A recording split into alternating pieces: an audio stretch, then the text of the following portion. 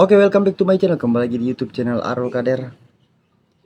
Di kesempatan kali ini saya akan membahas soal BPJS Ketenagakerjaan. Karena memang lagi guys.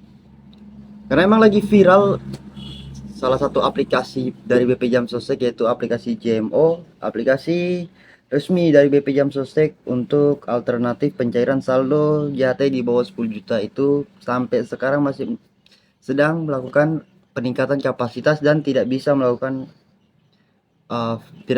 pengkinian data dan proses klaim JHT untuk saldo di bawah 10 juta.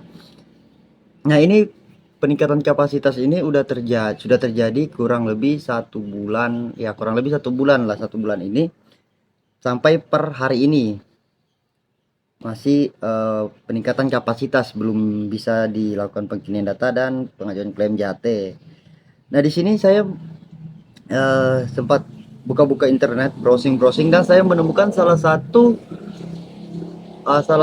artikel yang emang sedikit, bukan sedikit sih, yang emang secara tidak langsung artikel ini mendemonstrasikan keluh kesah dari peserta BPJS Ketenagakerjaan untuk sekarang ini yang aplikasi JMO tidak bisa digunakan untuk proses pencairan saldo JHT di bawah 10 juta.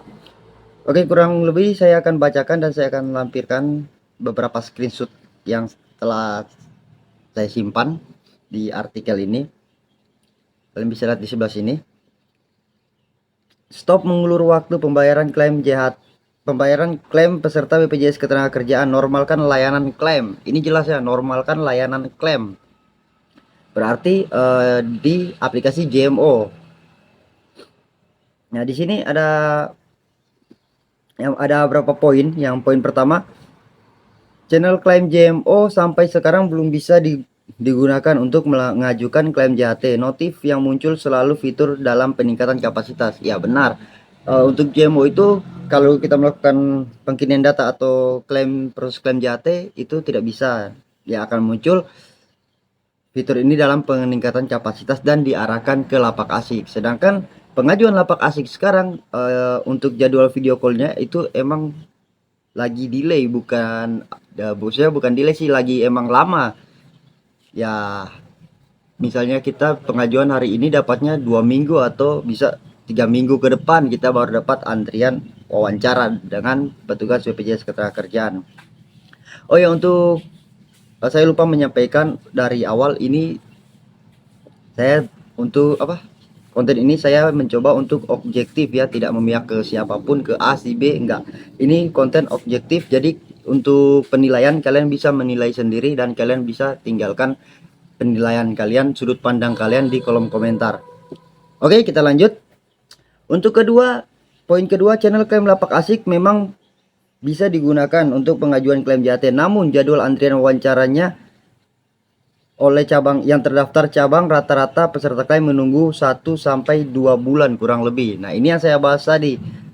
Lapak asik memang bisa digunakan, tetapi proses jadwal wawancaranya itu emang lama gitu. Oke, kita lanjut. Yang ketiga, channel klaim kantor cabang memang bisa digunakan untuk pengajuan klaim JHT, namun rata-rata kantor cabang yang ada hanya menerima pengajuan klaim yang terkendala. Jika tidak ada kendala, maka otomatis disarankan untuk mengajukan klaim via lapak asik. Nah, ini untuk poin ketiga.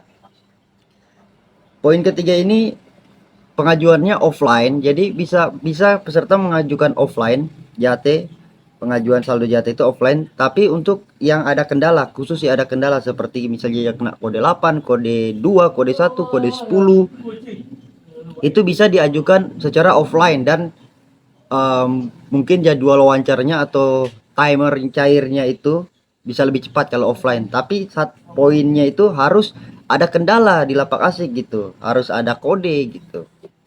Oke, kita lanjut. Yang keempat, layanan pelaporan pengaduan 175 call center, email, WA, sosial media, nomor telepon setiap kantor cabang tidak bisa diandalkan untuk membantu keluhan peserta klaim. Jawaban petugas selalu sama, jadwal yang sudah yang sudah ada tidak bisa dibatalkan. Silakan menunggu sampai jadwal antrian tiba. Nah, jadi untuk layanan support sosial media dari BPJS Ketenagakerjaan itu sama call center itu tidak bisa melakukan alternatif. Misalnya kalian mengajukan lapak asik nih, terus jadwalnya lama mau dibatalkan dengan meminta bantuan dari call center atau support BPJS Ketenagakerjaan, itu tidak bisa. Itu sama saja tidak bisa karena jawaban dari petugas ini tetap hanya disuruh menunggu sampai jadwal yang telah ditentukan, karena beda-beda setiap cabang itu, setiap pengajuan klaim itu kalian dapat cabangnya beda-beda seperti itu. Nah, di sini sedikit tambahan lagi dari artikel, masih dari artikel tadi ya. Dari fakta-fakta tersebut di atas sudah jelas BP Jam Sostek terkesan sedang mengulur waktu pembayaran klaim peserta. Ada apakah dengan gerangan? Apakah ini ada kaitannya dengan defisit keuangan dan instansi tersebut? Sebelum rumor-rumor tak sedap bermunculan, seharusnya BP Jam Sostek segera memperbaiki pelayanan. Namun sayang, sampai saat ini belum ada satupun keterangan resmi dari instansi tersebut atas kendala pelayanan yang telah merugikan peserta klaim saat ini. Apalagi sebentar lagi memasuki bulan Ramadan dan Hari Raya Lebaran. Tentunya mereka yang telah berhenti bekerja ingin segera mendapatkan haknya agar bisa sama-sama merasakan kebahagiaan di tengah-tengah keluarga mereka. Oke. Jadi itu artikel yang saya screenshot, yang bagian-bagian pentingnya aja ya yang saya screenshot. Jadi untuk sedikit tambahan saya dari saya yang terakhir tadi, yang terkesan BPJS atau BP Jam Sostek ini sedang mengulur waktu untuk pembayaran saldo JHT kepada peserta-pesertanya yang terdaftar ya. Jadi sebenarnya ya di sini kita berpandangan aja atau memberikan kritikan ya, pendapat, karena semua orang itu wajib maksudnya berhak gitu memberikan pendapat kalian masing-masing gitu, pendapat mereka masing-masing. Jadi kalau dari artikel ini saya lihat ini jelas emang lagi melakukan sindiran atau demonstrasi secara online ke pihak BP Jam Sostek agar aplikasi JMO itu bisa dinormalkan kembali dan bisa digunakan untuk melakukan proses klaim saldo JHT di bawah 10 juta, atau paling tidak pelayanan via online lapak asik itu jadwal wawancaranya bisa dipercepat, nggak harus nunggu 1-2 minggu, 3 minggu, apalagi sebulan 2 bulan. Karena karyawan, seorang peserta yang udah berhenti itu nggak bisa langsung mencairkan saldo JHT-nya, dia harus menunggu lagi 1 maksimal 2 bulan untuk bisa menonaktifkan kepesertaannya. Terus kalau semacam dalam keadaan sikon sekarang ini, dia udah berhenti nunggu 2 bulan baru nonaktif, terus pengajuannya juga harus disuruh tunggu 1-2 bulan untuk bisa diwawancara, itu tentu sangat merasa dirugikan gitu. Karena sebagaimana mereka udah bekerja, sebagaimana mereka udah menjalankan tugas mereka sebagai pekerja di perusahaan tersebut, dan mereka telah berhenti, telah putus kontrak, tuh udah nggak ada ikatan kontrak sama sekali dengan pihak perusahaan, mereka ingin mengambil hak atau tabungan mereka selama mereka bekerja itu. Jadi di sini jelas ya, di sini yang menulis artikel ini jelas meminta untuk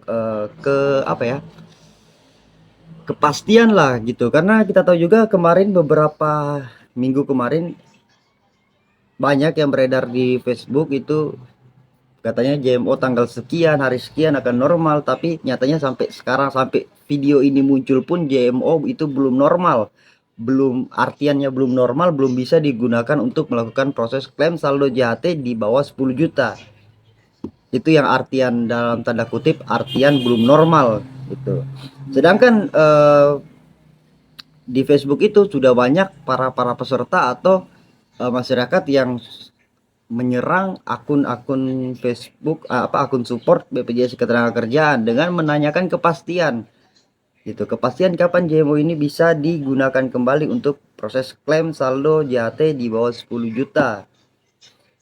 Tanggapan, dan saya lihat juga tanggapan dari dari akun support BPJS Ketenagakerjaan, ya emang hanya suruh menunggu dan disuruh coba secara berkala dalam beberapa waktu ke depan, karena emang yang melakukan peningkatan kapasitas ini bukan akun BPJS gitu. Itu yang melakukan peningkatan kapasitas ya dari tim support IT-nya gitu. Jadi dari tim support IT-nya belum ada kepastian, ya dari tim support sosial media juga tidak bisa memberikan kepastian gitu. Jadi kita di sini hanya bisa ya menunggu aja.